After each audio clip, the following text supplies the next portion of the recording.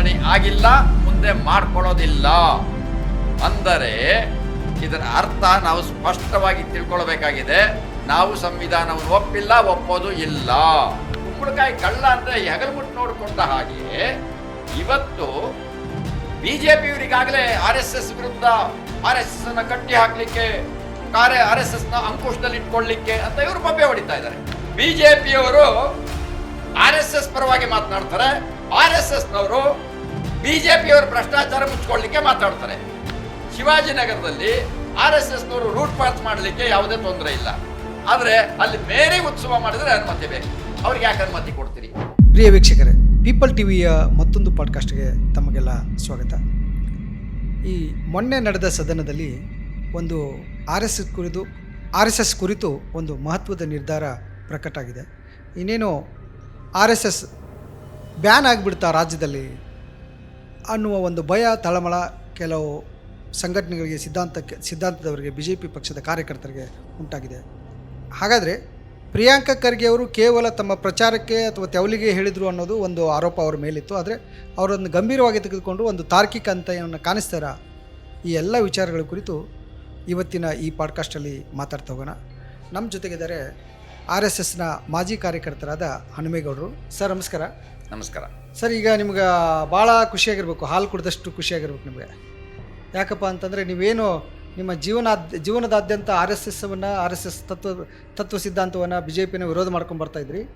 ಅದು ಈಗ ಒಂದು ಮಟ್ಟಿಗೆ, ಒಂದು ಪರೋಕ್ಷವಾಗಿ ಒಂದು ಮಟ್ಟಕ್ಕೆ ಸಕ್ಸಸ್ಸನ್ನು ಕಂಡಿದ್ದೀರಿ. ಅಂದರೆ ಇನ್ನು ಮೇಲೆ ಯಾವುದೇ ನೋಂದಣಿಯಾಗದ ಸಂಸ್ಥೆ ಪರ್ಮಿಷನ್ ಇಲ್ಲದೆ ಕಾರ್ಯಕ್ರಮವನ್ನು ಮಾಡುವಂತಿಲ್ಲ ಅಂತ ಅದು ಒಂದು ವಿಧೇಯಕ ತರ್ತಿದ್ರೆ, ಅದಕ್ಕೆ ಇನ್ನೇನು ಅಂತಿಮ ಒಂದು ಹಂತ, ಅದು ಸಚಿವ ಸಂಪುಟದ ಒಪ್ಪಿಗೆ ಸಿಗೋ ಮಟ್ಟದಲ್ಲಿದೆ. ನಿಮ್ಗೆ ಖುಷಿ ಆಗ್ತಿದೆ ಸರ್? ಈಗ ಖುಷಿನೋ ದುಃಖನೋ ಮುಂದೆ ಹೇಳ್ತೀನಿ. ಈಗ ಪ್ರಿಯಾಂಕಾ ಖರ್ಗೆ ಅವರು ಇದನ್ನು ಮಾಡಲಿಕ್ಕೆ ಹೊರಟ ತಕ್ಷಣ, ಇದರ ಧ್ವನಿ ಇಟ್ಟ ತಕ್ಷಣ, ನಿನ್ನೆ ಅಷ್ಟೇ BJPಯ ಒಬ್ಬರು ನಾಯಕರು ಬೆಂಗಳೂರಿನಲ್ಲಿ 14ರ ಮಧ್ಯರಾತ್ರಿ ಕಾರ್ಯಕ್ರಮಕ್ಕೆ ಬಂದಿದ್ದರು. ಆ ಸಂದರ್ಭದಲ್ಲಿ ಅವರು ಹೇಳಿದ್ದಾರೆ, RSS ನೋಂದಣಿ ಆಗಿಲ್ಲ, ಮುಂದೆ ಮಾಡ್ಕೊಳ್ಳೋದಿಲ್ಲ. ಅಂದರೆ ಇದರ ಅರ್ಥ ನಾವು ಸ್ಪಷ್ಟವಾಗಿ ತಿಳ್ಕೊಳ್ಬೇಕಾಗಿದೆ. ನಾವು ಸಂವಿಧಾನವನ್ನು ಒಪ್ಪಿಲ್ಲ, ಒಪ್ಪೋದು ಇಲ್ಲ. ಅಂದರೆ ಇನ್ನು ಮುಂದುವರೆದು ಹೇಳಬೇಕು ಅನ್ನೋದಾದರೆ, ಈಗ ಸಾಮಾನ್ಯವಾಗಿ ಯಾವ ಸಂಘ ಸಂಸ್ಥೆಗಳಿದಾವಲ್ಲ, ಆ ಸಂಸ್ಥೆಗಳು ನೋಂದಣಿ ಮಾಡದೆ ಹಫ್ತಾ ವಸೂಲಿ ಮಾಡ್ತಾರೆ. ಅವ್ರನ್ನ ಗೂಂಡಾಗಳು, ಪೋಲಿ ಪರೋಡಿಗಳು ಅಂತ ಹೇಳ್ತಾರೆ, ಹೌದಲ್ವಾ? ಆ ಪೋಲಿ ಪರೋಗಳು ಈಗ ಭಯೋತ್ಪಾದಕ ಸಂಸ್ಥೆಗಳು ರಿಜಿಸ್ಟರ್ ಆಗಿದಾವ, ಅಥವಾ ಭೀತಿಯನ್ನು ಸೃಷ್ಟಿ ಮಾಡುವಂಥ ಯಾವ್ದಾದ್ರು ಸಂಘಟನೆಗಳು ನೋಂದಣಿ ಮಾಡಿಸ್ಕೊಂಡಿದಾವ? ಅವ್ಯಾವೂ ಇಲ್ಲ, ಅವ್ರು ಮಾಡಿಸ್ಕೊಳ್ಳೋದು ಇಲ್ಲ. ಅಲ್ಲ, ಈಗ ಬಂದೆ ಅಲ್ಲಿಗೆ ಬರ್ತೀನಿ. ಅಂದರೆ ಆ ರೀತಿಯಲ್ಲಿ ಅವರು ಅದನ್ನು ಹೇಳಿಕೆ ಕೊಟ್ಟಿದ್ದಾರೆ. ಅದೇ ಸಂದರ್ಭದಲ್ಲಿ ಇಲ್ಲಿ ಚರ್ಚೆ ಆಗ್ತಾ ಇದೆ. ಏನು ಅಂತಂದ್ರೆ, RSS ಹೆಸರಿನಲ್ಲಿ ಅವರು ಏನು ಕಾನೂನನ್ನು ರೂಪಿಸ್ತಾ ಇಲ್ಲ. RSS ಹೆಸರು ಮೆನ್ಷನ್ ಮಾಡಿಲ್ಲ. RSS ಅನ್ನ ಅಲ್ಲಿ ಎಲ್ಲೂ ಮೆನ್ಷನ್ ಮಾಡಿಲ್ಲ. ಕಾಂಗ್ರೆಸ್ನವರು ಹೇಳಿರುವಂಥದ್ದು ನ್ಯಾಯಾಲಯಗಳ ಆದೇಶದ ಆಧಾರದ ಮೇಲೆ ಮತ್ತು ಸಾರ್ವಜನಿಕ ಆಸ್ತಿಯನ್ನ ರಕ್ಷಣೆ ಮಾಡುವಂಥ ಕೆಲಸ, ಸಾರ್ವಜನಿಕರಿಗೆ ನೆಮ್ಮದಿಯನ್ನು ತರುವಂಥ ಕೆಲಸ ಸರ್ಕಾರದ ಕೆಲಸ. ಅದು ಯಾವುದೇ ಸಂಘ ಸಂಸ್ಥೆ ಅಂತ ಅವರೇನು ಹೇಳಿಲ್ಲ. ಯಾವುದೇ ಸರ್ಕಾರಿ ಸಂಸ್ಥೆಗಳು ಅಂದರೆ ಸಾರ್ವಜನಿಕ ಜಾಗಗಳನ್ನು ಬಳಕೆ ಮಾಡಬೇಕಾದ್ರೆ ಅದಕ್ಕೆ ಅನುಮತಿಯನ್ನು ಪಡಿಬೇಕು. ಇದು ಅವರ ಮುಂದೆ ಮುಖ್ಯ ಗುರಿ. ಅದರಲ್ಲೇನು ತಪ್ಪಿಲ್ಲ, ಅವ್ರು ಎಲ್ಲೂ ಹೇಳಿಲ್ಲ. ಆದರೆ ಕುಂಬಳಕಾಯಿ ಕಳ್ಳ ಅಂದರೆ ಹೆಗಲ್ಮುಟ್ಟು ನೋಡಿಕೊಂಡ ಹಾಗೆ ಇವತ್ತು ಬಿಜೆಪಿಯವರಿಗಾಗಲೇ RSS ವಿರುದ್ಧ RSS ಅನ್ನ ಕಟ್ಟಿ ಹಾಕ್ಲಿಕ್ಕೆ, RSS ನ ಅಂಕುಶದಲ್ಲಿ ಇಟ್ಕೊಳ್ಳಿಕ್ಕೆ ಅಂತ ಇವರು ಬಬ್ಬೆ ಹೊಡಿತಾ ಇದ್ದಾರೆ. ಇವ್ರು ಯಾಕೆ ಬಬ್ಬೆ ಹೊಡಿಬೇಕು? ನಾನು ಆಗಲೇ ಹೇಳಿದ್ನಲ್ಲ, ಪೋಲಿ ಪರೋಡಿಗಳು, ಗೂಂಡಾಗಳು ಅಂತ. ಇದೇ ಕಾರಣಕ್ಕೆ ನಮ್ಮ ಅಶೋಕ್ ಅವರು ಹೇಳುತ್ತಾರೆ, ಪ್ರಿಯಾಂಕಾ ಖರ್ಗೆ ಅವರು RSS ನ ಅಂಕುಶದಲ್ಲಿ ಇಟ್ಕೊಳ್ಳಿಕ್ಕೆ, ಅದನ್ನ ಕಂಟ್ರೋಲ್ ಮಾಡಲಿಕ್ಕೆ ಕಾನೂನು ತರ್ತಾ ಇದ್ದಾರೆ. ಅದೇನನ್ನ ಜಾರಿಗೆ ತಂದು ಅವರು ಮನೆ ಬಿಟ್ಟು ಈಚೆಗೆ ಬರಲಿ, ಗೊತ್ತಾಗುತ್ತೆ. ಈ ರೀತಿ ಅವರು ಬೆದರಿಕೆ ರೀತಿಯಲ್ಲಿ ಪತ್ರಿಕಾಗೋಷ್ಠಿ ನಡೆಸ್ತಾರೆ, ಧಮಕಿ ಹಾಕಿದ್ದಾರೆ. ಅದನ್ನ ನಾನೇನು ಹೇಳ್ತಾ ಇಲ್ಲ, ಸ್ವತಃ ಪ್ರಿಯಾಂಕಾ ಖರ್ಗೆ ಅವರು ಅವರ ಫೇಸ್ಬುಕ್ ನಲ್ಲಿ ಅವರು ಬರ್ಕೊಂಡಿದ್ದಾರೆ, ನಾನು ಏನು ಈ ಗೊಡ್ಡು ಬೆದರಿಕೆಗೆ ಹೆದರುವಂತಹ ಹೇಡಿ ಅಲ್ಲ, ನಾನು ಅಂಬೇಡ್ಕರ್ ರಕ್ತದವನು, ಬುದ್ಧ ಬಸವನ ರಕ್ತದವರು. ಈ ಸಂದರ್ಭದಲ್ಲಿ ನಾನು ಇನ್ನೊಂದು ಮಾತು ಅವರಿಗೆ ಈ ಸಂದರ್ಭದಲ್ಲಿ ಹೇಳ್ಬಿಟ್ರು ಒಳ್ಳೇದು ಹೇಳ್ಬಿಡ್ತೀನಿ. ಏನು ಅಂತಂದ್ರೆ, ಸುತ್ತಲೂ ಒಂದು 20-30 ಜನ 40 ಜನ ಪೊಲೀಸ್ನವ್ರು ಇಟ್ಕೊಂಡು ನಾನು ಧೈರ್ಯವಂತ, ನಾನು ಏನು ಬೇಕಾದ್ರೂ ಮಾಡ್ತೀನಿ ಅಂತ ಹೇಳಿ ಸಿಂಹ ಗರ್ಜನೆ ಮಾಡ್ತಾ ಇದಾರಂತೆ. ಯಾರು? ಪ್ರಿಯಾಂಕಾ ಖರ್ಗೆ ಅವರು. ಸುತ್ತಲೂ ಬರೀ ಪೊಲೀಸೇ. ಆದ್ರೆ ಅವರು ಬೆದರಿಕೆ ಆಗ್ತಾ ಇದ್ದಾರೆ. ಆದ್ರೆ ನಾನು ನನ್ನ ಜೊತೆಯಲ್ಲಿ ಒಬ್ರು ನಿಂತ್ಕೊಳ್ಳೋರು ಇಲ್ಲ. ಈ ಸಂದರ್ಭದಲ್ಲಿ ನಾನು ಸಿಂಹ ಗರ್ಜನೆ ಮಾಡ್ತಾ ಇದ್ದೀನಿ. ಹಾಗಿದ್ರೆ ನಿಜವಾದ ಸಿಂಹ ನಾನು, ಅವರು ಪ್ರಿಯಾಂಕಾ ಖರ್ಗೆನೋ? ಇರ್ಲಿ, ಇದೊಂದು ಜನತೆಗೆ ಗೊತ್ತಾಗ್ಬೇಕಾಯ್ತು, ಅದಕ್ಕೋಸ್ಕರ ಹೇಳಿದೆ. ಆದರೆ ಪ್ರಿಯಾಂಕಾ ಖರ್ಗೆ ಅವರ ವಿರುದ್ಧ ಅಶೋಕ್ ಅವರು ಗುಡುಕ್ತಾ ಇದ್ದಾರೆ ಅಂತ ಹೇಳಿದರೆ, ಅವ್ರನ್ನ ಪೋಲಿ ಪರೋಡಿಗಳಿಗೆ ಬೆಂಬಲಿಸುವಂತಹ ಒಂದು ಪಕ್ಷ ಅಂತ ನಾವು ಹೇಳಬೇಕಾಗತ್ತೆ. ಇಂತಹ ಪಕ್ಷ ಯಾವುದೋ ಇದನ್ನ ಭ್ರಮೆಯಲ್ಲಿ ಅಥವಾ ಕಲ್ಪನೆ ಮಾಡಿಕೊಂಡು ಅದು RSS ವಿರುದ್ಧ ಇವ್ರ್ಯಾಕೆ ಕಿರ್ಚ್ಕೋಬೇಕಾಗಿದೆ?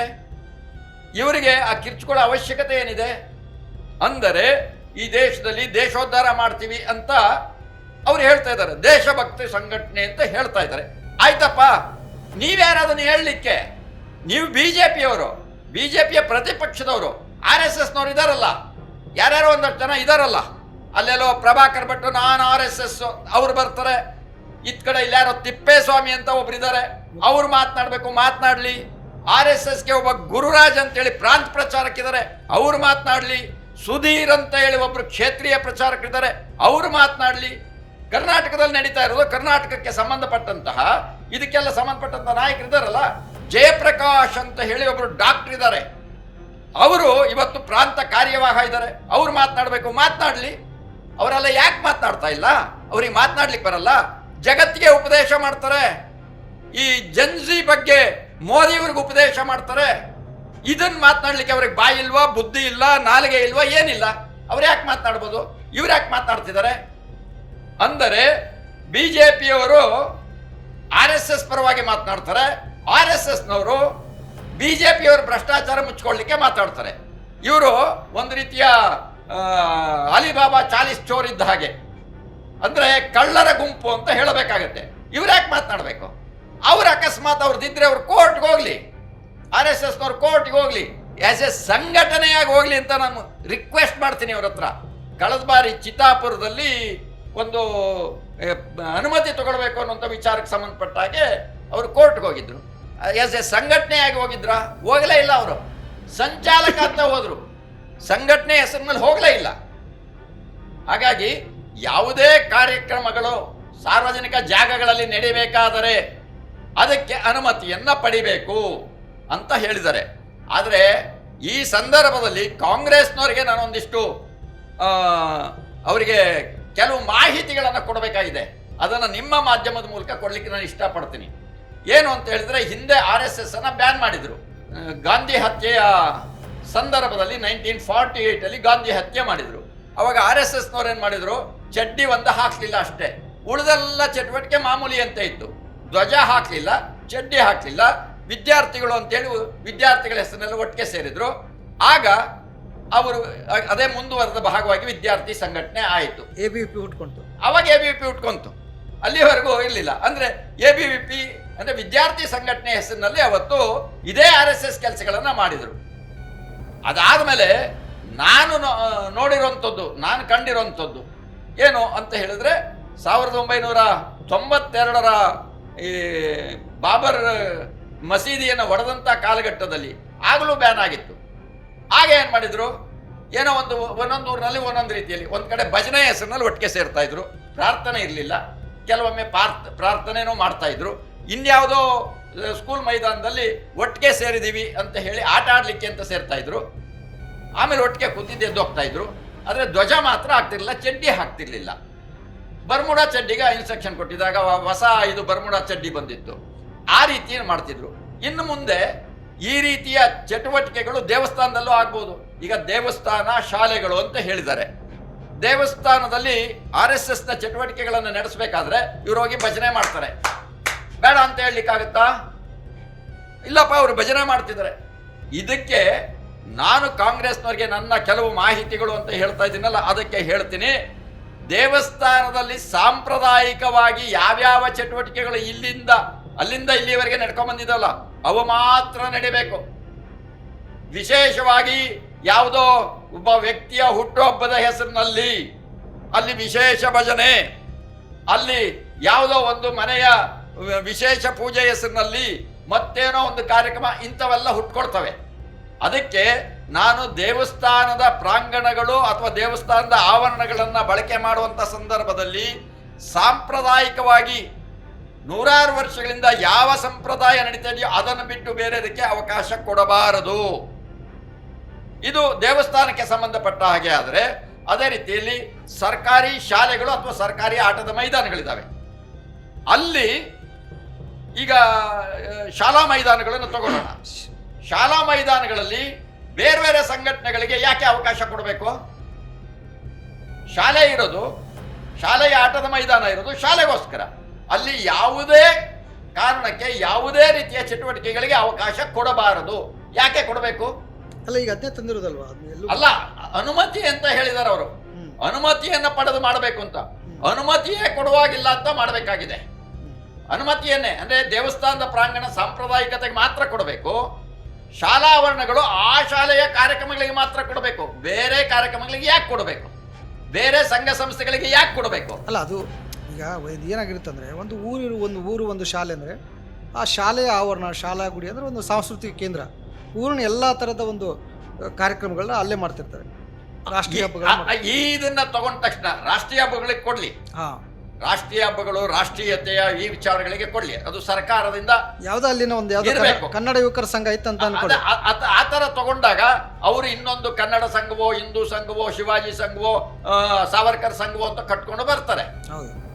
ಇದಕ್ಕೋಸ್ಕರನೇ ನಾನು ಹೇಳಿದ್ದು, ಯಾರಿಗೂ ಕೊಡಬಾರ್ದು. ಯಾರಿಗೂ ಶಾಲೆಯ ಆವರಣವನ್ನ ಯಾರಿಗೂ ಕೊಡಬಾರದು. ಇನ್ನು ಮೂರನೇದು ಆಟದ ಮೈದಾನಗಳಿದೆ, ಅಂದ್ರೆ ಸಾರ್ವಜನಿಕ ಆಟದ ಮೈದಾನಗಳು. ಅನುಮತಿನೇ ಕೊಡಬಾರ್ದು. ಅನುಮತಿ ಅಂತ ಹೇಳ್ತಾ ಇದ್ದಾರೆ. ಅಲ್ಲ, ನಾನು ಅನುಮತಿಯನ್ನೇ ಕೊಡುವಾಗಿಲ್ಲ. ಯಾವುದೇ ಅದು RSS ಗೆ ಅಂತ ನಾನೇನು ಹೇಳ್ತಾ ಇಲ್ಲ. ಯಾವುದೇ ಶಾಲೆಯ ಆವರಣಗಳನ್ನ, ಆಟದ ಮೈದಾನಗಳನ್ನ, ಶಾಲೆಯದು ನಾನು ಹೇಳ್ತಾ ಇರೋದು, ಯಾರಿಗೂ ಅವಕಾಶ ಕೊಡಬಾರದು. ಸಾಂಪ್ರದಾಯಿಕತೆ ಹೊರತುಪಡಿಸಿ ದೇವಸ್ಥಾನದ ಆವರಣಗಳಲ್ಲಿ ಬೇರೆ ಯಾವುದಕ್ಕೂ ಅವಕಾಶ ಕೊಡಬಾರದು. ಈ ಎರಡು ಆಯಿತು. ಇನ್ನು ಸಾರ್ವಜನಿಕ ಮೈದಾನಗಳಿದ್ದಾವೆ. ಸಾರ್ವಜನಿಕ ಮೈದಾನಗಳು, ಆಟದ ಮೈದಾನಗಳಿದ್ದಾವೆ. ಅದನ್ನ ಯಾರು ಅನುಮತಿ ತಗೊಳ್ತಾರೆ, ಯಾವ ಉದ್ದೇಶಕ್ಕೆ ತಗೊಳ್ತಾರೆ, ಅದಕ್ಕೆ ಬೇಕಾದಂತಹ ಪುರಾವೆಗಳನ್ನ, ದಾಖಲಾತಿಗಳನ್ನ ಪಡೆದು ಅದರ ಮೇಲೆ ಯಾವ ರೀತಿಯಲ್ಲಿ ಅವರ ನಿಬಂಧನೆಗಳನ್ನು ಬೇಕೋ ನಿಬಂಧನೆಗಳನ್ನು ವಿಧಿಸಿ ಅದನ್ನ ಕೊಡ್ಲಿ. ಅದಕ್ಕೆ ಆ ಅನುಮತಿಯನ್ನ ಕೊಡ್ಲಿ, ಅನುಮತಿಯನ್ನ ಕೇಳಲಿ.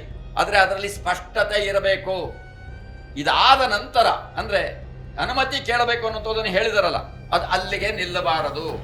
ಈ ಹಿಂದೆ ಒಂದು ಕಾನೂನು ತಂದಿದ್ರು ಅಂತ ನಾನು ಕೇಳಿದ್ದೆ. ಏನು ಅಂದರೆ 144 ಇತ್ತು. 144 ಅಂದರೆ 4ಕ್ಕಿಂತ ಹೆಚ್ಚು ಜನ ಎಲ್ಲೂ ಒಟ್ಟು ಸೇರಬಾರದು, ನಿಷೇಧಾಜ್ಞೆ ಜಾರಿ, ಆಯುಧಗಳನ್ನು ಹಿಡಿಬಾರದು, ಮರಣಾಂತಿಕವಾದಂಥ ಯಾವುದೇ ಗಾಯ ಮಾಡುವಂತಹ ಆಯುಧಗಳನ್ನು ಹಿಡಿಬಾರದು ಅನ್ನೋದು ಇತ್ತು. ವಿಶೇಷ ಸಂದರ್ಭದಲ್ಲಿ 4 ಜನ ಸೇರಬಾರ್ದು. ವಿಶೇಷ ಸಂದರ್ಭದಲ್ಲಿ ಅದನ್ನು ನಿಷೇಧಾಜ್ಞೆ ಅಂತ ಹೇಳ್ತಾರೆ. ಆದರೆ RSS ಅನ್ನ ನಿರ್ಬಂಧಿಸುವ ಸಲುವಾಗಿ ಮನಮೋಹನ್ ಸಿಂಗ್ ಅವರ ಕಾಲಘಟ್ಟದಲ್ಲಿ ಅಂದ್ರೆ 2005ರಲ್ಲಿ ದೊಣ್ಣೆಯನ್ನ ಹಿಡಿದು 4 ಜನರಿಗಿಂತ ಹೆಚ್ಚಿಗೆ ಓಡಾಡಬಾರದು ಅಂತ ಒಂದು ಕಾನೂನು ತರ್ತಾರಂತೆ. ಅದು ನನಗೆ ಪೂರ್ತಿ ನೆನಪಿಲ್ಲ, ಇದನ್ನು ಕೇಳಿದ ನೆನಪು.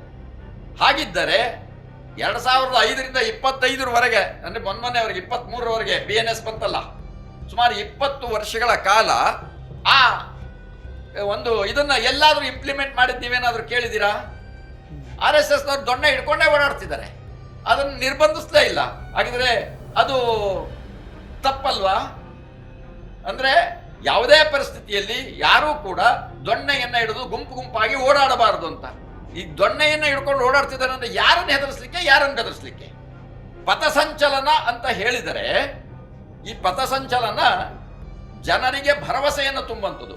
ಅದು ಕೇವಲ ಪೊಲೀಸ್ನವರು ಅಥವಾ ಮಿಲಿಟರಿಯವರು ಮಾಡುವಂಥದ್ದು. ಆದ್ರೆ RSS ನವರು ಇದನ್ನು ಮಾಡ್ತಿದ್ದಾರೆ. ಆದ್ರೆ ಇದನ್ನ ಆಕ್ಷನ್ ಮಾಡಲೇ ಇಲ್ಲ. ಜನರಲ್ಲಿ ಭಯ ತುಂಬಿಸುವಂಥದ್ದು, ಇದು ಭಯ ತುಂಬಿಸುವಂಥದ್ದು. ಹಾಗಾಗಿ ಅವರ ಸಂಘಟನೆಗಳು ಈಗ ಏನು ಮಾಡ್ತಾ ಇದ್ದಾವೆ ಅಂದರೆ, ಒಂದು ಭಯ ತುಂಬಿಸುವಂಥದ್ದು, ಇನ್ನೊಂದು ಪ್ರತಿಪಕ್ಷದ ಸ್ಥಾನದಲ್ಲಿ ಕುಳಿತಿರುವಂತಹ ಅಶೋಕ್ ಅವರೇನೆ ಬಾಯಿ ಬಿಟ್ಟು ಹೇಳಿ ಹೆದರಿಕೆ ಬೆದರಿಸಿದ್ದಾರೆ. ಆಯ್ತಪ್ಪ, ಇದನ್ನು ಬಿಟ್ಬಿಡೋಣ, ನಾನು ಅವ್ರನ್ನ ಪೋಲಿ ಪುಂಡ ಅಂತ ಹೇಳಿದೆ, ನೀವು ಪ್ರಶ್ನೆ ನನಗೆ ಕೇಳ್ಬಿಡ್ಬೋದು, ಏನ್ರಿ ಒಬ್ಬ ಪ್ರತಿಪಕ್ಷದ ನಾಯಕರನ್ನ ಹೀಗೆ ಹೇಳ್ಬಿಡ್ತೀರಿ ಅಂತ. ಆಯ್ತಪ್ಪ, ಈಗ ಮೊನ್ನೆ ಪತ್ರಿಕೆಯಲ್ಲಿ ಬಂದಿದೆ, 3, 4ನೇ ತಾರೀಕು 5ನೇ ತಾರೀಕು ಒಬ್ಬ ಯಶವಂತ ಸಹದೇವ ಸಿಂಧೆ ಅಂತ ಹೇಳಿ ಬೆಂಗಳೂರಿಗೆ ಬಂದಿದ್ದ. ಆತ ನನ್ನ ಹಾಗೆ RSSನ ಮಾಜಿ ಪ್ರಚಾರಕ. ಅವನು ಒಂದು ಮನವಿಯನ್ನ ಪ್ರಿಯಾಂಕ ಖರ್ಗೆ ಅವರಿಗೆ, NIAಗೆ ಮತ್ತು ಅಮಿತ್ ಶಾ ಅವರಿಗೆ ಕೊಟ್ಟಿದ್ದಾನೆ. 3 ಕಡೆಗೂ 3-4 ದಿನದ ಅಂತರದಲ್ಲೇ ಕೊಟ್ಬಿಟ್ಟಿದ್ದಾನೆ. ಆ ಕೊಟ್ಟ ಆ ಮನವಿಯಲ್ಲಿ ಏನಿದೆ ಅಂತ ಹೇಳಿದರೆ, ನಾನು ಬೇಕಾದ್ರೆ ನಿಮ್ಗೆ ಆಗ್ತೀನಿ, ಅದನ್ನು ನೀವು ತೋರಿಸಬಹುದು. ಆ ಮನವಿಯಲ್ಲಿ ಅವನು ಹೇಳಿದಾನೆ, ನನಗೆ RSSನ ಪ್ರಚಾರಕನಾಗಿ ಮಾಡಿದ ನಂತರ ವಿಶೇಷ ತರಬೇತಿಯನ್ನು ಕೊಡಲಿಕ್ಕೆ ನನಗೆ ಜಮ್ಮು ಮತ್ತು ಕಾಶ್ಮೀರಕ್ಕೆ ಕರ್ಕೊಂಡು ಹೋಗ್ತಾರೆ. ಆ ಸಂದರ್ಭದಲ್ಲಿ ನನಗೆ ಅನೇಕ ಭಯೋತ್ಪಾದಕ ತರಬೇತಿಯನ್ನು ಕೊಡ್ತಾರೆ. ಮದ್ದು ಬಾಂಬ್ ತಯಾರಿಕೆ ಮಾಡಿ ಬೇರೆಯವ್ರನ್ನ ಕೊಲ್ಲುವಂಥದ್ದನ್ನ ಇದು ಮಾಡ್ತಾರೆ. ಇದಕ್ಕೆಲ್ಲ ನಾನೇ ವಿಟ್ನೆಸ್ಸು ಅಂತ ಹೇಳಿ ನಾಂದೇಡಿನ ನ್ಯಾಯಾಲಯಕ್ಕೆ ಅವನು ಅಫಿಡವಿಟ್ ಕೊಟ್ಟಿದ್ದಾನೆ. ಅದು ಸಾಕಷ್ಟು ಸುದ್ದಿಯಾಗಿದೆ. ಇದು ಅಶೋಕ್ ಅವ್ರಿಗೆ ಗೊತ್ತಿಲ್ವಾ? ವಿಜಯೇಂದ್ರ ಅವ್ರಿಗೆ ಗೊತ್ತಿಲ್ವಾ? ಇದ್ರ ಬಗ್ಗೆ ಯಾಕೆ ಅವ್ರು ಮಾತಾಡ್ತಾ ಇಲ್ಲ? ಈ ಹಿಂದೆ ಕೂಡ ಇದು ಪತ್ರಿಕೆಯಲ್ಲಿ ಬಂದಿತ್ತು. ಆತ ಇದಕ್ಕೆ ಕೋರ್ಟಿಗೆ ಕೊಟ್ಟಿರುವಂಥ ಅಫಿಡವಿಟ್ ಕೂಡ ನನ್ನ ಕಡೆ ಇದೆ. ಹಾಗಿದ್ದರೆ ಇದ್ರ ಬಗ್ಗೆ ಅವರು ಸ್ಪಷ್ಟೀಕರಣ ಕೊಡಲಿ. RSS ನಿಜವಾಗಿ ದೇಶಭಕ್ತಿದ ಸಂಘಟನೆನಾ ಅಥವಾ ಭಯೋತ್ಪಾದಕ ಸಂಘಟನೆನಾ ಅಂತ ಹೇಳಿ. ಆದರೆ ಈ ಸಂದರ್ಭದಲ್ಲಿ ನೇರವಾಗಿ ಹೇಳಲಿಕ್ಕೆ ಇಷ್ಟಪಡೋದು ಇಷ್ಟೇನೆ, ಅವರಿನ್ನೂ ಜಾರಿ ತರಲಿಕ್ಕೆ ಹೊರಟಿದ್ದಾರೆ. ಏನ್ ತರಬೇಕು, ಏನು ವಿಷಯ ಇರಬೇಕು ಅನ್ನೋಂಥದ್ದು ಇನ್ನು ಈಗ ಚಿಂತನೆ ಪ್ರಾರಂಭ ಆಗಿದೆ. ಒಂದು ಇದಾಗಿದೆ, ಅದಕ್ಕೆ ರೂಲ್ಸ್ ಫಾರ್ಮ್ ಮಾಡಬೇಕು, ಫ್ರೇಮ್ ಮಾಡಬೇಕಿದೆ. ಅದರಲ್ಲಿ ಏನೇನನ್ನ ನಿಷೇಧಿಸಬೇಕು, ಯಾವ್ಯಾವುದನ್ನು ನಿಷೇಧಿಸಬೇಕು, ಹೇಗೆ ನಿಷೇಧಿಸಬೇಕು. ಪಬ್ಲಿಕ್ಗೆ ತೊಂದರೆ ಆಗುತ್ತಾ? ಪಬ್ಲಿಕ್ಕಿಗೆ ತೊಂದರೆ ಆಗೋದಾದ್ರೆ ಅದನ್ನ ಏನ್ ಮಾಡಬೇಕು ಅಂತ ಹೇಳಿ ಈಗ ಒಟ್ಟಿನಲ್ಲಿ ಬಿಸಿ ಮುಟ್ಟಿಸಿದಂತೂ ಹೌದಾ? RSSಗೆ ಬಿಸಿ ಮುಟ್ಟಿಸಿದ್ದಾರೆ. ಅದ್ರ ಬಿಸಿ ಮುಟ್ಟಿದೆ, ಅವ್ರಿಗೆ ಅವರೇ ಮೈ ಮೇಲೆ ಹಾಕೊಂಡಿದ್ದಾರೆ. ಈಗ ಅವ್ರ ಹೆಸರು ಹೇಳಿಲ್ಲ, ಆದ್ರೂ ಕುಂಬಳಕಾಯಿ ಕಳ್ಳ ಹೆಗಲ್ ಮುಟ್ಕೊಂಡು ಅನ್ನೋ ರೀತಿಯಲ್ಲಿ ಅವ್ರ ಹೆಸರು ಹೇಳದೇ ಇದ್ರು BJP ಅವರು RSS ತರಾಟೆ ತಗೊಳ್ತಾ ಇದ್ದಾರೆ. ಈಗಾಗಲೇ ಅಲ್ರಿ ಇದೆ. ಇದು BJP ಸರ್ಕಾರದಲ್ಲೂ ಅವರು ಕೂಡ ಪಾಲನೆ ಮಾಡಿದ್ದಾರೆ. ಈಗ ಇದು ರಸ್ತೆಗಳಲ್ಲಿ ಗಣಪತಿಯನ್ನ ಕೂಡಿಸ್ತಿದ್ರಪ್ಪ. ಅವಾಗ BJP ಸರ್ಕಾರದಲ್ಲಿ ಇದನ್ನು ಮುಕ್ತ ಬಿಟ್ಬಿಟ್ಟಿದ್ರೆ, ಯಾರು ನೀವು ಪರ್ಮಿಷನ್ ತಗೋಬೇಡಿ, ನಿಮಗೆ ಇಷ್ಟ ಬಂದ ಕಡೆ ದೇವ್ರನ್ನ ಕೂಡಿಸಿ, ಇಷ್ಟ ಬಂದಂಗೆ ಕುಣಿರಿ ಅಂತ ಏನಾದ್ರು ಹೇಳಿದ್ರ? BJP ಸರ್ಕಾರದ ಅವಧಿಯಲ್ಲಿ ರಸ್ತೆಯಲ್ಲಿ ಗಣಪತಿಯನ್ನು ಕೂಡಿಸೋದಾದರೆ ನೀವು ಪೊಲೀಸ್ನವ್ರ ಹತ್ರ ಅನುಮತಿ ತಗೊಳ್ಬೇಕು. ಅದಕ್ಕೆ ಮುಂಚೆ ನೀವು ಇವ್ರ ಹತ್ರ ಪರ್ಮಿಷನ್ ತಗೋಬೇಕು. ಅದಾದ್ಮೇಲೆ ಕರೆಂಟಿಗೆ ಬೇಕಾದಂಥ ಅನುಮತಿಯನ್ನು ತಗೊಳ್ಬೇಕು. ಅಲ್ಲಿ ಇಂತಿಂಥ ಅನುಕೂಲತೆಗಳಿರಬೇಕು. ಈ ಷರತ್ತುಗಳನ್ನು ಹಾಕಿ ಕೊಟ್ಟಿದ್ರಲ್ವಾ? ಇವ್ರು ಯಾಕೆ ಆಗಿದ್ರೆ ಅದನ್ನು ಇದು ಮಾಡಿದ್ರು? ಅದು ಹಿಂದೂ ಸಂಘಟನೆಗಳನ್ನ ಹಿಂದುತ್ವವನ್ನು ಮಟ್ಟ ಹಾಕ್ಲಿಕ್ಕೆ ಅಥವಾ ಹಿಂದುತ್ವವನ್ನು ಅಂಕುಶ ಇಡ್ಲಿಕ್ಕೆ ಅಂತ ಹೇಳಿ ಇವ್ರು ಯಾಕೆ ಹೇಳಲಿಲ್ಲ ಅವತ್ತು? ಅಂದರೆ ಇವ್ರ ಕಾಲದಲ್ಲೂ ಇವರು ಮಾಡಿದ್ದಾರೆ, ಕಾಂಗ್ರೆಸ್ನವರು ಮಾಡಿದ್ದಾರೆ. ಆದರೆ ಇವರಿಗೆ ಭಯ ಬಂದಿರೋದೇನು ಅಂದ್ರೆ, ಅಕಸ್ಮಾತ್ ಇದನ್ನೇನಾದ್ರೂ ಮಾಡಿಬಿಟ್ಟರೆ ನಾವು ಕಾನೂನನ್ನು ಅನಿವಾರ್ಯವಾಗಿ ಒಪ್ಕೋಬೇಕಾ? ಅನಿವಾರ್ಯವಾಗಿ ಅನುಮತಿಯನ್ನ ಕೇಳಲಿಕ್ಕೆ ಹೋದ್ರೆ ನಮ್ಮ ಸ್ವಯಂ ಸೇವಕರು ಯಾರು ಅಂತೇಳಿ ಮೊನ್ನೆ ಚಿತ್ತಾಪುರದಲ್ಲಿ ಕೊಟ್ಟಿದಾರಲ್ಲ, ಹಾಗೆ ಲಿಸ್ಟ್ ಕೊಡಬೇಕಾಗತ್ತಲ್ಲ. ಲಿಸ್ಟ್ ಕೊಡ್ಲಿಕ್ಕೆ ಹೋದ್ರೆ ಸ್ವಯಂ ಸೇವಕರು ಶಾಖೆಗೆ ಬರ್ತಾರ? ಆ ಸ್ವಯಂ ಸೇವಕರು ಒಂದಷ್ಟು ಜನ ಈಗ ಬರ್ತಾ ಇರೋಂಥವ್ರು ಪ್ರಾಮಾಣಿಕ ಸ್ವಯಂ ಸೇವಕರು ಇಲ್ಲ. ಅದೆಲ್ಲ BJPಯ ಸ್ವಯಂ ಸೇವಕರು, BJPಗೆ ಗುಲಾಮರಾಗಿರುವಂಥ ಸ್ವಯಂ ಸೇವಕರು. ಅತ್ಯಾಚಾರ, ಅನಾಚಾರ, ವ್ಯಭಿಚಾರ ಇತ್ಯಾದಿಗಳಿಗೆ ಚಟುವಟಿಕೆಗಳಲ್ಲಿ ಭಾಗವಹಿಸಿ ಆರೋಪಗಳನ್ನು ಒತ್ತಿರುವಂತಹವರು ಸ್ವಯಂ ಸೇವಕರು. ಒಬ್ಬ ಸ್ವಯಂ ಸೇವಕ ಅಂದ್ರೆ ಸತ್ಯನಿಷ್ಠನಾಗಿರ್ಬೇಕು, ಪ್ರಾಮಾಣಿಕನಾಗಿರ್ಬೇಕು. ಅವನನ್ನು ನೋಡಿದ್ರೆ ಅವನ ಸಭ್ಯತೆ, ಸಂಸ್ಕೃತಿ, ಸದ್ವಿಚಾರ ಅದು ಅವನ ಜೀವನದಲ್ಲಿ ಎದ್ದು ಕಾಣಬೇಕು. ಅಂಥವ್ರು ಇವತ್ತು ಶಾಖೆಗೆ ಹೋಗ್ತಾ ಇಲ್ಲ. ಇವತ್ತೆಲ್ಲ ಯಾರು ಅಂತಂದ್ರೆ ಯಾವುದೋ MLAಗೋ ಅಥವಾ ಯಾವುದೋ ಒಬ್ಬ ಕಾರ್ಪೊರೇಟ್ರಿಗೋ ಅವನು ಟಿಕೆಟ್ ತಗೊಳ್ಳಿಕ್ಕೋಸ್ಕರ ಯಾರು ಮುಂದೆ ಓಡಾಡ್ತಿರ್ತಾನಲ್ಲ, ನೋಡಪ್ಪ ನೀನು 20 ಜನ ಕರ್ಕೊಂಬರ್ಬೇಕು, ನೀನು 50 ಜನ ಕರ್ಕೊಂಬರ್ಬೇಕು ಅಂತ ಹೇಳ್ತಾರೆ. ಅವರೇ ಹೋಗಿ ಗಣವೇಶನ ಕೊಂಡು ಅವ್ರಿಗೆ ಹಾಕ್ಸಿ ಕರ್ಕೊಂಬರ್ತಾರೆ. ಅವ್ರಿಗೆ ದಕ್ಷಾರಾಮನ ಗೊತ್ತಿಲ್ಲ. ಅಂದ್ರೆ ದಕ್ಷಾರಾಮ ಅಂದ್ರೆ ಜನರಿಗೆ ಗೊತ್ತಾಗ್ಲಿಕ್ಕೆ ಹೇಳ್ತೀನಿ, ಸ್ಟ್ಯಾಂಡರ್ಡ್ ಈಸ್ ಅಟೆನ್ಷನ್ ಅನ್ನೋಂಥದ್ದು. ಅವ್ರಿಗೆ ಸರಿಯಾಗಿ ಪ್ರಾರ್ಥನೆ ಹೇಳಕ್ ಬರಲ್ಲ. ನಮ್ಮ ಅಶೋಕ್ ಹತ್ರ ನಾನು ಚಾಲೆಂಜ್ ಮಾಡ್ಬಿಡ್ತೀನಿ, ಇವತ್ತು ಇಡೀ ದೇಶದಲ್ಲಿ ನೆನ್ನೆ ಅಷ್ಟೇ, ಬೇರೆ ದಿವಸ ಅಲ್ಲ, ಒಂದೇ ಮಾತರಂ ಹೇಳಬೇಕು ಅಂತ ಹೇಳಿದ್ದಾರೆ. ಒಂದೇ ಮಾತರಂ ದೇಶಭಕ್ತಿಯ ಒಂದು ಸ್ತೋತ್ರ ಗೀತೆ ಅಂತ ಹೇಳ್ತಾರೆ.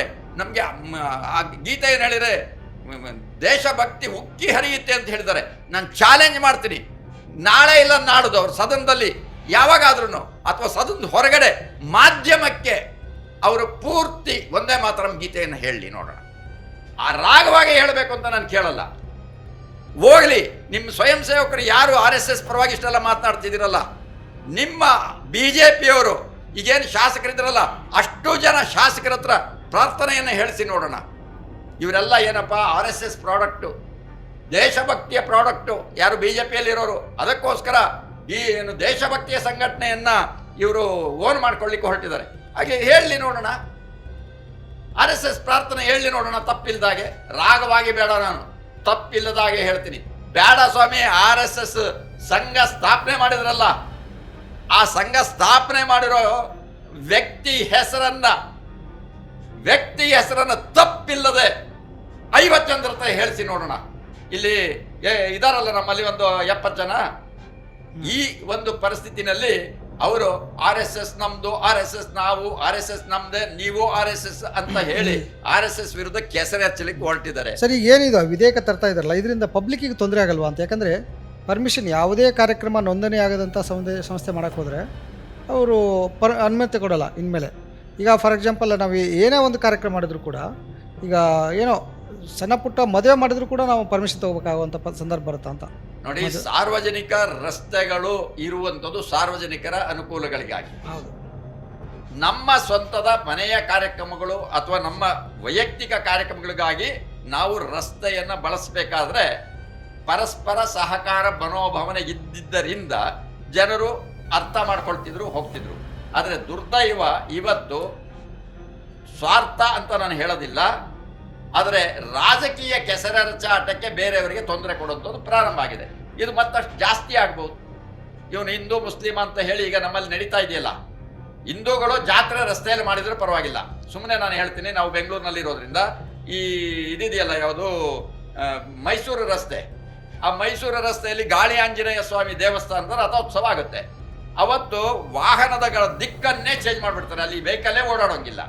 ಆದರೆ ಅದೇ ಮೈಸೂರು ರಸ್ತೆಯಲ್ಲಿ ಮುಸಲ್ಮಾನರು ಯಾವುದೋ ನಮಾಜ್ ಮಾಡಿದ್ರು ಅಂತಂದ್ರೆ ಅದಕ್ಕೆ ಅವಕಾಶ ಇಲ್ಲ. ಅದಕ್ಕೆ ಅನುಮತಿ ಬೇಕು, ಇದಕ್ಕೆ ಅನುಮತಿ ಬೇಡವಾ? ಶಿವಾಜಿನಗರದಲ್ಲಿ RSSನವರು ರೂಟ್ ಮಾರ್ಚ್ ಮಾಡಲಿಕ್ಕೆ ಯಾವುದೇ ತೊಂದರೆ ಇಲ್ಲ, ಆದರೆ ಅಲ್ಲಿ ಮೇರಿ ಉತ್ಸವ ಮಾಡಿದ್ರೆ ಅನುಮತಿ ಬೇಕು. ಅವ್ರಿಗೆ ಯಾಕೆ ಅನುಮತಿ ಕೊಡ್ತೀರಿ? ಈ ರೀತಿಯ ಒಂದು ದುರುದ್ದೇಶದ ಇದಿದೆಯಲ್ಲ, ಇದರಿಂದ ಇನ್ಮೇಲೆ ಕಂಪ್ಲೇಂಟ್ಸ್ ಜಾಸ್ತಿ ಆಗುತ್ತೆ. ಅದರ ಮುಂದುವರೆದ ಭಾಗವಾಗಿ ಇನ್ನು ಮದುವೆ ಕಾರ್ಯಕ್ರಮಗಳಿರ್ಬೋದು, ಇಂಥವಕ್ಕೂ ಈಗ ಸಾಮಾನ್ಯವಾಗಿ ಎಲ್ಲರೂ ಅನುಮತಿ ತಗೊಳ್ಳೋಂಥದ್ದು ಮಾಡ್ತಾ ಇದ್ದಾರೆ. ಆದರೆ ಯಾವುದಾದ್ರು ಸಾವುಗಳಾದರೆ ಅಂಥವಕ್ಕೆ ಇಲ್ಲಿವರೆಗೂ ಯಾವುದೂ ಅನುಮತಿ ತಗೊಳ್ತಿರ್ಲಿಲ್ಲ ನನಗೆ ತಿಳಿದಾಗೆ. ಇನ್ನು ಮುಂದೆ ಅಂಥದಕ್ಕೂ ಈ ಜನ ಕೆಲವರು ಪರಸ್ಪರ ದ್ವೇಷದ ಕಾರಣಕ್ಕೋಸ್ಕರ ಮಾನವೀಯತೆಯನ್ನು ಮರೆತು ನೀಚತನ ಕೆಳೆದು ಇಂಥಕ್ಕೂ ಕೂಡ ತೊಂದರೆ ಕೊಡುವಂಥ ಸಾಧ್ಯತೆ ಇದೆ. ಇದಕ್ಕೆ ತೊಂದರೆ ಕೊಡೋರು ಯಾರು ಅಂದರೆ RSSನವರೇ, ನನ್ನ ಲೆಕ್ಕದಲ್ಲಿ RSS ಅಥವಾ BJPಯವರೇ.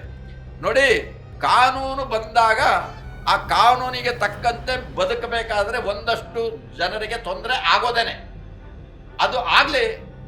ಆದರೆ ಜನರಿಗೆ ಅನುಕೂಲಗಳಾಗಬೇಕಲ್ಲ. ಈಗ ಬೆಂಗಳೂರಿಂದಪ್ಪ ನಾನು ಒಂದು ಪ್ರತಿಭಟನೆ ಹೇಳಬೇಕು ಅನ್ನೋದಾದರೆ, ಬೆಂಗಳೂರಿನಲ್ಲಿ ಯಾವುದೇ ಒಂದು ಸಣ್ಣ ಪ್ರತಿಭಟನೆ 50 ಜನ ಸೇರಿಬಿಟ್ರು ಅಂತಂದ್ರೆ ರಸ್ತೆ ಬ್ಲಾಕ್ ಆಗೋಗುತ್ತೆ. ಅದಕ್ಕೋಸ್ಕರ ಮಾಡಿದಾರಪ್ಪ ಫ್ರೀಡಮ್ ಪಾರ್ಕಲ್ಲಿ. ಇದರ ಅರ್ಥ ನೀವು ಅನುಮತಿ ಏನೇ ತಗೊಳ್ಳಿಲ್ಲ, ಎಲ್ಲಿ ಬೇಕಾದ್ರೂ ಮಾಡಿ ಅಂತ ಹೇಳಿದರೆ ಆ ಇಡೀ ಏರಿಯಾದ ಸಾರ್ವಜನಿಕರಿಗೆ ತೊಂದರೆ ಆಗುತ್ತಲ್ಲ. ಆ ಕಾರಣದಿಂದ ಅವರು ಮಾಡ್ತಾ ಇದ್ದಾರೆ. ಸಾಧಕ ಬಾಧಕಗಳ ಆಧಾರದ ಮೇಲೆ ಆ ಕಾನೂನನ್ನ ಮತ್ತೆ ಮಾಡಿಫೈ ಮಾಡುವಂತ ಅವಶ್ಯಕತೆ ಇದ್ರೆ ಮಾಡ್ತಾರೆ. ಸರ್ಕಾರ ಇರೋದು ನಮ್ಮ ಸಲುವಾಗಿ, ನಮ್ಮ ಅನುಕೂಲತೆಯ ಸಲುವಾಗಿ, ಅಂದ್ರೆ ನಮ್ಮೆಲ್ಲರ, ನಮ್ಮ ರಾಜ್ಯದ ಜನತೆಯ ಹಿತಕ್ಕಾಗಿ. ತೊಂದರೆ ಆದಾಗ ಅದನ್ನು ಮಾಡಿಫೈ ಮಾಡಲಿಕ್ಕೆ ಅವಕಾಶ ಇರುತ್ತೆ, ಮಾಡಲಿ. ಅವಾಗ ನೀವು ನಿಮ್ಮ ಸಲಹೆಗಳನ್ನು ಹೇಳಿ. ಅದನ್ನು ಬಿಟ್ಬಿಟ್ಟು ನೀವು ಮಾಡಲೇಬಾರದು. RSS ದೇಶಭಕ್ತರ ಸಂಸ್ಥೆ. ಸ್ವಾಮಿ, ನೀವು RSSನ ದೇಶಭಕ್ತಿ ಸಂಸ್ಥೆ ಅಂತ ಹೇಳಿದ್ರೆ ಸಂದರ್ಭದಲ್ಲಿ ಒಂದು ಹೇಳ್ತೀನಿ. ನಮ್ಮ ಪ್ರಧಾನಿ ಮೋದಿಯವರು ಅವರು ಗಡೀಪಾರಾಗಿ ಕರ್ನಾಟಕದಲ್ಲಿ ಇದ್ರು 94ನೇ ಇಸ್ವಿನಲ್ಲಿ. ಸಾಮಾನ್ಯ ಗಡೀಪಾರ್ ಯಾರಿಗೆ ಮಾಡ್ತಾರೆ? ಗೂಂಡಾಗಳಿಗೆ, ಪೋಲಿ ಪರೋಡಿಗಳಿಗೆ. ಆದರೆ ಹಾಗಿದ್ರೆ ಪ್ರಧಾನಿ ಮೋದಿಯವರು, ಅಂದ್ರೆ ಈಗ ಪ್ರಧಾನಿ, ಆಗ ಬರೀ ಮೋದಿಯವರು, ನರೇಂದ್ರ ಮೋದಿಯವರು ಕರ್ನಾಟಕದಲ್ಲಿ ಅದೇ RSSನವರು ಹೊರಗಡೆ ಹಾಕಿದ್ರು ಗಡೀಪಾರ್ ಮಾಡಿ. ಅಂದರೆ ಅವರು ಯಾವ ರೀತಿ ನಡ್ಕೊಂಡಿರ್ಬೇಕಾಗಿದ್ರೆ ಅವರ ನಡೆ ನುಡಿ ವ್ಯತ್ಯಾಸ ಆಗಿರಬೇಕು. ಇಂಥವರಿಂದ ನಾವು ಇವತ್ತು ದೇಶಭಕ್ತಿಯ ಪಾಠವನ್ನು ಕೇಳಬೇಕಾದಂಥ ದುರ್ದೈವ ಇದೆ. ಅದಕ್ಕೆ ಏನೇ ಆದರೂ ದೇಶದಲ್ಲಿ ಒಂದು ಕಾನೂನು ವ್ಯವಸ್ಥೆ, ಆ ಕಾನೂನು ವ್ಯವಸ್ಥೆಯಲ್ಲಿ ಎಲ್ಲರೂ ಸುರಕ್ಷಿತವಾಗಿ ನೆಮ್ಮದಿಯಾಗಿ ಬದುಕಬೇಕಾದಂಥ ಅವಶ್ಯಕತೆ ಇದ್ದರೆ ಅದಕ್ಕೆ ಕಾನೂನು ಮುಖ್ಯ. ಅದನ್ನು ಸರ್ಕಾರ ಮಾಡ್ತಾ ಇದೆ. ಪ್ರಿಯ ವೀಕ್ಷಕರೇ, ಕಾನೂನುಗಿಂತಲೂ ಮನುಷ್ಯತ್ವ, ಮಾನವೀಯತೆ ಅನ್ನೋದು ಭಾಳ ದೊಡ್ಡದು. ಎಲ್ಲ ಕಾನೂನುಗಳು, ಈ ಥರದ ಕಾನೂನುಗಳು ಮನುಷ್ಯತ್ವವನ್ನು, ಮಾನವೀಯತೆಯನ್ನು ಕೊಲ್ಲದಿರಲಿ. ಮತ್ತು ಈ ಏನು ರಾಜ್ಯ ಸರ್ಕಾರ ಈ ಒಂದು ಹೊಸ ವಿಧೇಯಕವನ್ನು ತರ್ತಾ ಇದೆಯಲ್ಲ, ಇದು RSS ಜೊತೆಗೆ ಸಣ್ಣ ಪುಟ್ಟ ಸಂಘಟನೆಗಳಿಗೆ ಅಥವಾ ಸಣ್ಣ ಪುಟ್ಟ ಜನಪರ ಕಾರ್ಯಗಳಿಗೂ ತೊಂದರೆ ಆಗದೇ ಇರಲಿ ಅಂತ ಆಶಿಸ್ತಾ ಈ ಪಾಡ್ಕಾಸ್ಟನ್ನು ಮುಗಿಸೋಣ. Thank you.